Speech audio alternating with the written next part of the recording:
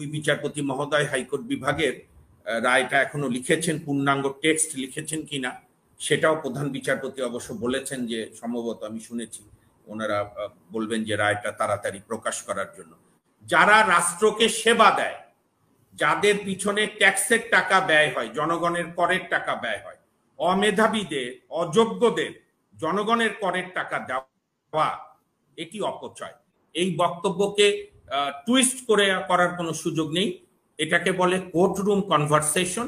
এইটা কোনো ওপিনিয়নও না, এইটা কোনো অবজারভেশনও না, এইটা কোনো ডিসিশনও না। আপনি যে প্রশ্নটি করেছেন সেটি আমি বুঝতে পেরেছি, সমস্ত পত্রিকাও এসেছে। সেটা হচ্ছে বাংলাদেশের মাননীয় প্রধান বিচারপতি জনাব ওবায়দুল হাসান একটি এই মামলা, এই কোটা বিষয়ক রায়ের বিষয়ে একটা আপিল বিভাগে শুনানিকালে উনি জাস্ট একটা মন্তব্য দিয়েছেন। অ্যাকচুয়ালি আমাদের দেশে তো কোনোটাই গড়ে ওঠেনি, আমরা নিজেরাও খুব ভালো কিছু করছি তাও না, কোনোটাই প্রতিষ্ঠানও গড়ে ওঠেনি। কারণ এটাকে এত ব্যাপকভাবে নিউজ করারও সাংবাদিকদেরও যে এই কিছু পেলেই না বুঝে, কারণ এটি কোর্টের কোনো অবজারভেশন নয়, এটি কোর্টের কোনো ওপিনিয়নও নয়, এটি কোর্টের কোনো রায়ও না। এটি মাননীয় প্রধান বিচারপতি, বাংলাদেশের বিচার বিভাগের সর্বোচ্চ পদে আসীন ব্যক্তি, উনি ওনার একটি কনভারসেশন, এটাকে আমরা বলি courtroom dialogue between the lawyers and the জাজেস, এবং এইটাকে হাইলাইট করার খুব যুক্তি নেই। এখন আমি বলি, এবং প্রধান বিচারপতি ওই মিন করে বলেন, যেটা ঘটেছে সেটা হচ্ছে হাইকোর্ট যে হঠাৎ করে কোটা বাতিল করে দিয়ে যে রায় দিল, আপনার অনুষ্ঠানে আমরা ওই দিনও আলাপ করেছিলাম, পরের দিনও বহাল রেখে সরি, মানে গভর্নমেন্ট যেহেতু গ্রেড 1 গ্রেড 2 অর্থাৎ ফার্স্ট ক্লাস এবং সেকেন্ড ক্লাসের কোটা বাতিল করেছিল 18 সালে পরিপত্র দিয়ে, হাইকোর্ট সেটিকে নাকচ করে দিয়ে কোটা, যার মধ্য দিয়ে কোটা পুনর্বহালের হয় যদি হাইকোর্টের রায় বহাল থাকে। এখন হাইকোর্টের রায় কিন্তু দেশের এই বিষয়ে চূড়ান্ত রায় না, কারণ আমরা অন্তত এইটুকু আনন্দিত, কারণ আমরা অন্ধ না, যার যেটা প্রাপ্য তাকে দিতে হবে। আমি পছন্দ করি না করি যে বিনা ভোটের অবৈধ সরকার আর যাই হোক, অ্যাটর্নি জেনারেল অফিস থেকে এই রায়ের বিরুদ্ধে আপিল করেছেন, তারা চেম্বার জাজে গেছেন। চেম্বার জজ গতকাল প্রধান বিচারপতির আদালতের বেঞ্চে ফিক্সড করেছিল, এবং সেখানে বাংলাদেশের অ্যাটর্নি জেনারেল জনাব এম আমিনুদ্দিন সিনিয়র আইনজীবী, উনি খুব আর্গুমেন্টও করেছেন, বলেছেন যে 18 সাল থেকে যে আইনটা, যে পরিপত্রটা নাই, একটা স্ট্যাটাসকো দেন, না হলে তো আমাদের কার্যক্রমে অসুবিধা হয়। এবং আমার দৃষ্টিতে এটি, একজন আইনজীবী হিসেবে বলছি, আমার দৃষ্টিতে এটি স্টে পাওয়ার মতো কেস, হাইকোর্টের পূর্ণাঙ্গ রায় না দেখা পর্যন্ত। কাজী গোটা বিষয়টি এখন আদালতে বিচারাধীন। তো সেদিক দিয়ে এখনই মন্তব্য করা প্রিম্যাচিওর হবে যে আদালত, আপিল বিভাগ কি রায় দেয়, কারণ হাইকোর্টের রায়ের টেক্সট আমরাও দেখিনি। অ্যাকচুয়ালি ওই দুই বিচারপতি মহোদয় হাইকোর্ট বিভাগের রায়টা এখনো লিখেছেন, পূর্ণাঙ্গ টেক্সট লিখেছেন কিনা সেটাও প্রধান বিচারপতি অবশ্য বলেছেন যে সম্ভবত আমি শুনেছি ওনারা বলবেন যে রায়টা তাড়াতাড়ি প্রকাশ করার জন্য। কারণ আমাদের নিয়ম হচ্ছে যে ভার্বাল অর্ডারটা দেয় অপারেটিং পোর্শন, পরে পূর্ণাঙ্গ টেক্সট লেখে। তো এটি একটি লম্বা আইনি লড়াইয়ের ব্যাপার, কারণ এর মধ্যে এই আপিল বিভাগে যারা আন্দোলন করছে আমাদের সন্তানরা, তারাও কিন্তু আপিল বিভাগে এসে আপিলকারী হিসাবে পার্টি যুক্ত হয়ে তাদেরও বক্তব্য তারা আপিল বিভাগে শোনাতে পারবে। এবং আমি মনে করি আন্দোলন এবং মানে রাজপথের আন্দোলন এবং আইনি আন্দোলন দুটি এই তরুণদের করা উচিত, এই ছাত্র বন্ধুদের, ছাত্র বন্ধু এবং আমার কন্যা সমতুল্য, পুত্র সমতুল্য এরা যা করছে। আর আমি গতকালকের সমস্ত টিভি নিউজ দেখে একটা বিষয় আমার খুব আনন্দে লেগেছে, আমি খুব এই অন্ধকারের মধ্যেও আশার আলো দেখছি যে না, আমি যে ছাত্র আন্দোলনের কর্মী ছিলাম, গর্ব করতাম, ঢাকা বিশ্ববিদ্যালয় তো বটেই, আমার বিশ্ববিদ্যালয়, রাজশাহী বিশ্ববিদ্যালয় সহ দেশের সকল পাবলিক বিশ্ববিদ্যালয় ছাত্ররা, ছাত্রছাত্রীরা যেভাবে রাজপথে নেমেছে, এবং আমি জানি না আপনি দেখেছেন কিনা, এই তরুণ ছাত্রছাত্রীদের বক্তব্য বাংলাদেশের অনেক পরিণত রাজনীতিবিদদের চেয়েও মেধা সম্পন্ন, এবং তাদের বক্তব্য খুবই পরিষ্কার। এবং একজন মুক্তিযোদ্ধার দহিত্র যেভাবে বলেছেন যে আমার বাবা দাদা মুক্তিযুদ্ধ করেছিল বৈষম্য সৃষ্টির জন্য না, বৈষম্য বিলোপের জন্য। কাজে আমি মনে করি যে এখানে গোটা কোটা ব্যবস্থা কি এখন রিভিজিট করার সময় এসেছে, যে আমরা মেধাকে গুরুত্ব দেব নাকি ডাম্পিং স্টেশন বানাবো পাবলিক সার্ভিসগুলোকে, সাংবিধানিক প্রতিষ্ঠানগুলোকে।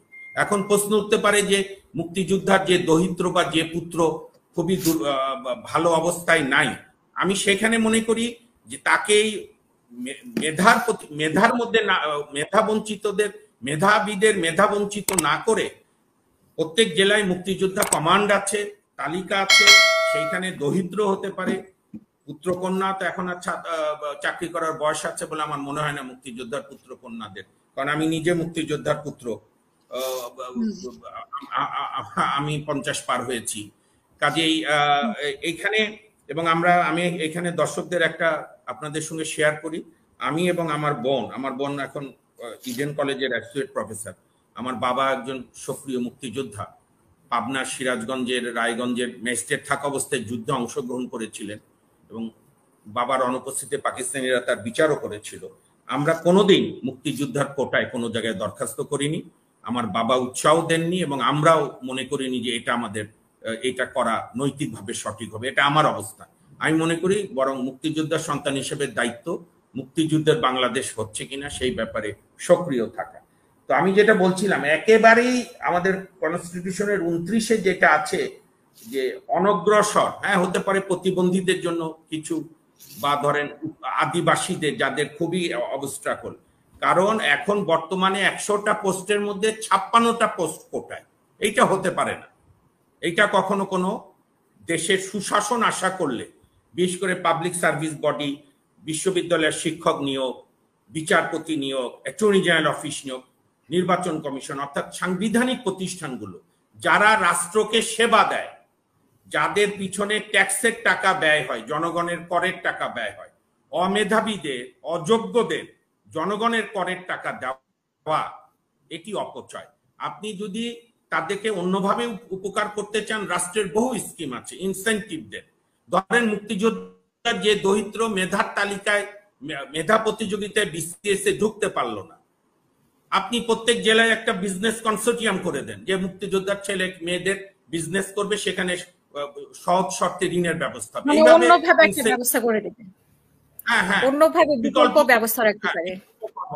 কিন্তু এই ধরনের প্রতিযোগিতামূলক পরীক্ষা। এবং আমাদের মুক্তিযুদ্ধের অঙ্গীকার কি ছিল আপনি দেখেন, আমাদের সেনাবাহিনীরা কেন মুক্তিযুদ্ধে এত তাড়াতাড়ি সব জয়েন করেছিল প্রত্যেকে, কারণ পাকিস্তানিরা বাঙালি বলে মেজরের বেশি কাউকে করতো না। ওই যে শাহজাহান ওমর, যে এখন আওয়ামী লীগ নেতা, আগে বিএনপি, সে বলছে যে পাকিস্তান আমলে বাঙালি হওয়াটাই ছিল প্রথম অযোগ্যতা পাকিস্তান আর্মিতে যাওয়া। সেম এজ ব্যুরোক্রেট সিভিল সার্ভিসে আমার বাবা যখন 67 সালে ইপিসিএস হলো, অর্থাৎ আজকের যেটা বিসিএস, এই পুরো পাকিস্তানে 22 জন হয়েছিল, আমার বাবা তার মধ্যে একজন ছিলেন। তো 22 জন নিশ্চয়ই আরো যোগ্য ছিল আমাদের পূর্ব পাকিস্তানে। সুতরাং আমরা তো বৈষম্যকে বিলোপ করার জন্য, প্যারিটি আনার জন্য, স্যানিটি আনার জন্য এবং কোন প্রকার মানে ভেদাভেদ না রাখার জন্য, ধর্ম, বর্ণ, গোত্র, বংশ, লিঙ্গ, সেটার জন্যই তো আমাদের মহান মুক্তিযুদ্ধ। সেইখানে কম্পিটিটিভ পরীক্ষাগুলোতে আর স্বাধীনতার 53 বছর পর এসে আপনার এত দেউলিয়া হতে হবে কেন যে 100টা পোস্টের মধ্যে 56টা পোস্ট আপনার কোটায় থাকতে হবে? ঠিক আছে। আরেকটা আমি কথা বলি, এখানে অনেক জ্ঞানী গুণীরা দেখি লম্বা লম্বা জ্ঞানী কথা বলছে যে আদালতে রায় হয়েছে, ছাত্ররা কেন আন্দোলন করছে। আমাদের সেই জ্ঞানী গুণী বুদ্ধিজীবীরা, আওয়ামী লীগের কাছে বিবেক বন্ধ করা বুদ্ধিজীবীরা ভুলে গেছে যে ঘটনাক্রমে মাননীয় প্রধান বিচারপতি ওবায়দুল হাসান সাহেবই ওই ট্রাইব্যুনালের চেয়ারম্যান ছিলেন, যে ট্রাইব্যুনালের রায়ের বিরুদ্ধে সরাসরি আপিল বিভাগে আপিল করা যেত, অর্থাৎ ওইটা হাইকোর্টের মর্যাদা সম্পন্ন। যখন কাদের মোল্লার যাবজ্জীবন দিল, ফাঁসি হলো না, তখন বাংলাদেশের একটা ব্যাপক জনগোষ্ঠী এটাতে এই রায় মেনে নেয়নি এবং তার বিরুদ্ধে আমরা সবাই জানি এই ঢাকা বিশ্ববিদ্যালয় এখন ছাত্রছাত্রীরা যেখানে এসে জমায়েত হচ্ছে সেন্ট্রালি, অন্যান্য বিশ্ববিদ্যালয় হচ্ছে, সেই শাহবাগে আপনার গণজাগরণ মঞ্চ হয়েছিল এবং আপনার মনে আছে আমিও একজন সক্রিয় অংশগ্রহণকারী ছিলাম। এবং ওই যে ইমরান এইচ সরকার সহ আমাদের তরুণ ওই নেতাদের নির্দেশে আমরা জাতীয় পতাকা তুলেছি, কোর্টে দাঁড়িয়ে সাবেক অ্যাটর্নি জেনারেল মাহবুব আলমের নেতৃত্বে আমরা তাদের কথা অনুযায়ী মানববন্ধন করেছি এটা রায়ের বিরুদ্ধে কোনো অপমান না, এটা হচ্ছে তার জনগণের প্রতিবাদ জানানো। আমাদের সাবেক অধিকার আছে যে বিচারপতি হাবিবুর রহমান সেলি সাহেব পরিষ্কার বক্তব্য দিয়েছেন, রায়ের বিরুদ্ধে সমালোচনা করা জনগণের বাক স্বাধীনতার অংশ। আমি আরেকটা কথা বলি, শেষ করি, সেটা হচ্ছে যে এই পুরো বিষয়টি নির্ভর করছে সরকারের আন্তরিকতার উপর। সরকার ধরেন একটা আন্তরিকতা দেখিয়েছে, সরকার আপিল করেছে, হিয়ারিং করেছে। আমি বলি, ধরেন আপিল বিভাগে এই রায় বহাল থাকলো, এদিকে ছাত্রদের আন্দোলনও আরো তুঙ্গে উঠলো, সরকারের অনেক পথ আছে। এই রায়কে সম্মান রেখেই পার্লামেন্ট অধিবেশন না ডেকে অর্ডিন্যান্স করে নতুন আইন করতে পারে, যে কোটাই, এই কোটা অন্য ধরনের। এরকম বহু সংসদীয় রাজনীতিতে উদাহরণ আছে আমাদের এখানে, অবৈধ কাজ যাই হোক। যেরকম ভারতের সর্বোচ্চ আদালত সুপ্রিম কোর্ট 85 সালে রায় দিয়েছিল, এটা আপনার নারীদের জন্য আরো প্রয়োজন, শাহবানু মামলায় যে যতদিন স্ত্রী বিয়ে না করবে বেঁচে থাকবে ততদিন আপনার ভরণ পোষণ দিতে হবে। কিন্তু রাজীব গান্ধী সরকার কট্টরপন্থী মুসলিমদের চাপে ওই আইন থাকা অবস্থা পার্লামেন্টে অ্যাক্ট করে অন্যভাবে আইন করেছে। এটা ইন্দিরা গান্ধী অনেকগুলো করেছে। এটা হচ্ছে একটা ইন্টেলেকচুয়াল ফাইট। বিচার বিভাগ তার মতো কাজ করবে। মাননীয় প্রধান বিচারপতি এটা যথার্থই বলেছে যে রাজপথের আন্দোলনের উপর সুপ্রিম কোর্টের আইন নির্ভর করে না। ঠিকই বলেছেন উনি, কারণ ওনারা আইন অনুযায়ী ওনাদের সর্বোচ্চ বিচার বুদ্ধি অনুযায়ী করবে। কিন্তু রাজপথের আন্দোলন হবে, সেইটার উপর রিয়্যাক্ট করবে সরকার। সরকারের অনেক অপশন আছে রাজপথের আন্দোলনের দাবি কিভাবে মানা যায়। ঠিক যেরকম আপনার যুদ্ধাপরাধীদের ক্ষেত্রে মানা হয়েছিল, ওই আন্দোলনের আগে নিয়ম ছিল যে ট্রাইব্যুনাল 71-এর ঘাতক যুদ্ধ কি বলে এই মানবতার বিরুদ্ধে অপরাধের যুদ্ধাপরাধী ট্রাইব্যুনালের রায়ের বিরুদ্ধে রাষ্ট্রের কোনো আপিল করার সুযোগ ছিল না। আপিল করার সুযোগ আপিল বিভাগে শুধুমাত্র ছিল যে দণ্ডপ্রাপ্ত ব্যক্তি হয় সে। আমি বোঝাতে পেরেছি? রাষ্ট্রের আপিল করার কোনো বিধান ছিল না রাষ্ট্রপক্ষে। এবং আইনের ভাষায় বলে যে যখন যে আইনে বিচার হবে তখন যে আইন প্রয়োগ থাকবে ওই আইনের অ্যামেন্ডমেন্ট করলে ওইটার ইফেক্ট হয় না, তখন সুপ্রিম কোর্টে রেফারেন্স হয় এবং সুপ্রিম কোর্ট রায় দেয় যে না, এই ক্ষেত্রে সরকার যে অ্যামেন্ডমেন্ট করেছে একটি রায়ের পরে, যা গভর্নমেন্টও আপিল করবে, এবং যে আপিল করে গভর্নমেন্ট কাদের মোল্লার ফাঁসি রায় আপিল বিভাগ থেকে অর্জন করলো, তো সেইটা বলেছিল যে এইটা চলবে। কাজে এই আইনি বিতর্ক এবং রাজপথের আন্দোলন, আমরা যেটা অন্যান্য সময় বলি যে আদালতেও আইনি লড়াই চলবে, রাজপথেও আন্দোলন চলবে, দুটাই একে অপরের পরিপূরক। এবং বাংলাদেশে এইটা একটা আন্দোলনের মাধ্যমে অতীতে অনেক কিছুই পরিবর্তন হয়েছে, হ্যাঁ। সুতরাং মাননীয় প্রধান বিচারপতির এই বক্তব্যকে টুইস্ট করার কোনো সুযোগ নেই। এটাকে বলে কোর্ট রুম কনভারসেশন। এইটা কোনো ওপিনিয়নও না, এইটা কোনো অবজারভেশনও না, এইটা কোনো ডিসিশনও না। এইটা উনি অ্যাটর্নি জেনারেলের সঙ্গে কথা বলছিলেন। এবং এই মামলার বৃহস্পতিবারে আবার শুনানি আছে।